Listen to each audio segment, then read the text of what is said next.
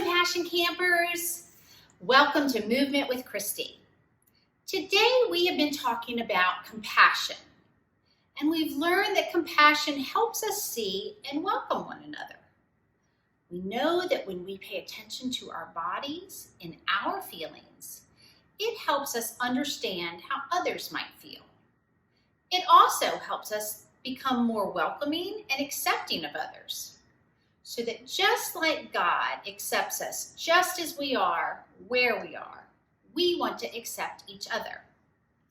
With that in mind, we're going to do a little practice paying attention to our bodies and our breathing through yoga. Now, some of you have taken some yoga classes before, so some of this might be a review to you. And those of you who have come to children's worship with me may have practiced a little yoga breathing. For those of you who are new to yoga, my daughter Margaret is going to do some of the movements with you. So let's get started with some yoga breathing. And to do that, I want you can pause this video and go get a towel or a mat. You can dim the lights. You can take your shoes off. Do whatever you need to do to get comfortable. And then I want you to come back and sit down in crisscross applesauce style. Great. Okay, now if you feel comfortable, I want you to close your eyes and hold your hand out in front of your face as if you are holding a flower. Imagine you are holding the most fragrant flower you have ever smelled. I am imagining that I'm holding a gardenia. How about you, Margaret? Smelling a delicious rose. Wonderful. Okay, so everybody, we are going to breathe in and smell our flowers. So can you do it with me? Ready? 1, 2, 3, and blow it out. Great job. Now, this time, when I tell you to blow out, I want you to imagine that you have a birthday candle and you are blowing the fire, the flame of that birthday candle out, okay? So it's gonna look like this. Margaret, let's try it together. We're gonna breathe in and smell the flower and blow out the candle. Smell the flower, blow out the candle. Okay, now try it with me. Let's do it a few times.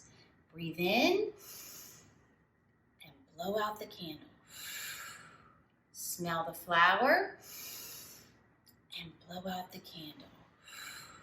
One more time. Breathe in the smell of the flower and blow out the candle. Great job. All right, now, to connect with our lesson of seeing and welcoming others, I want you to say, when you breathe in, I want you to say, I see and I welcome. Okay, so let's try that 3 times. I see and I welcome. Let me really see. I want to hear you breathing out. I see and I welcome. One more time. I see and I welcome. Fantastic. Now, pay attention to how your body feels right now. What does your body feel like right now, Margaret? It feels really relaxed and comfortable. Relaxed and comfortable. I feel calm and quiet. And I'm going to move away and we're going to start some poses.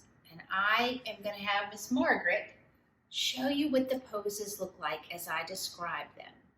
So the first pose we're going to do is called the child's pose. So I'm going to move over so that Margaret can get in the child's pose. What you need to do is kneel forward, put your big toes together, and make a V with your knees. Stretch your arms out above your head. Put your head down and relax your neck. And I want you to hold this pose for the count of 3. 1, 2, 3. The child's pose is a position where we connect with God's creation and God's spirit within each of us as we bow our bodies and our hearts. Thank you, Margaret. Now we're going to move into a tabletop pose. And you're just going to make your body look exactly like a table. You're going to move your knees back. You're going to push your hands into the floor and you're going to flatten your back. See how this looks just like a table? If I put something on top of Margaret, it will stay there because it's just like a table. I want you to hold that pose and notice how strong and stable your body feels, just like a table. A table is a place of centering and grounding yourself. Push your hands into the ground and feel your steadiness.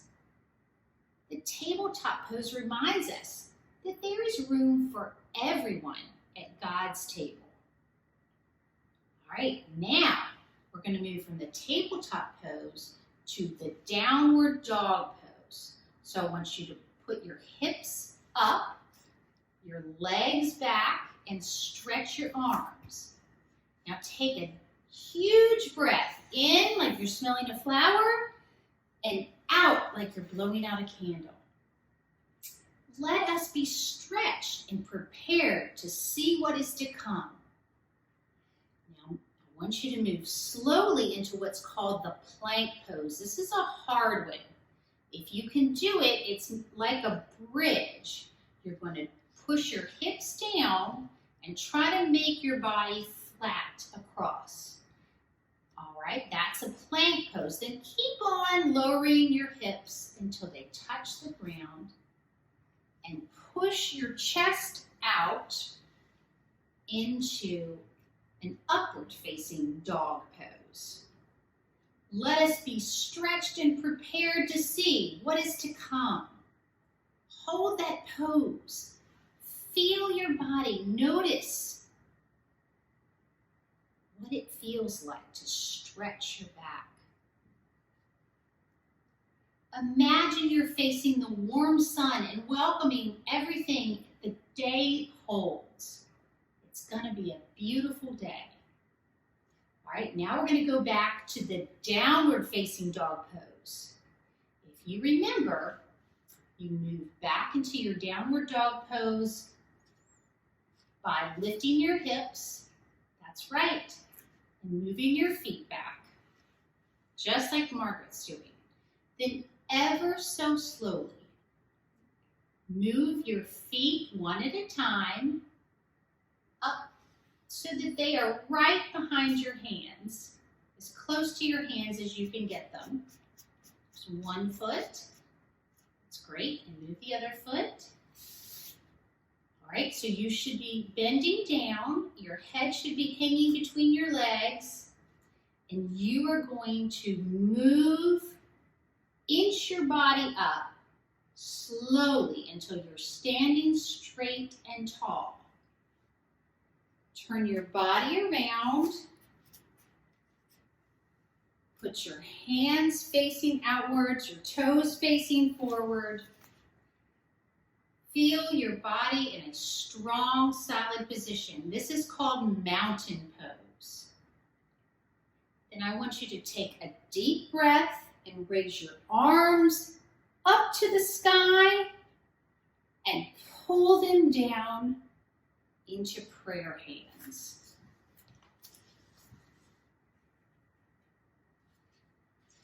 This is our last pose, and this is where in yoga practice we bow and say namaste. Can you say namaste? Namaste.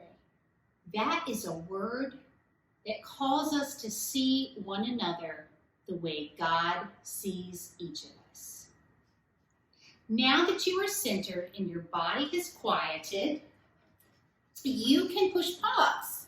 You can go and have a snack or take a break. Or if you are ready to move on, I can give you your challenge for the day. Okay, guys, get ready for your challenge. Before I issue your big adventure for the day, I want you to think back about the story of the prodigal son.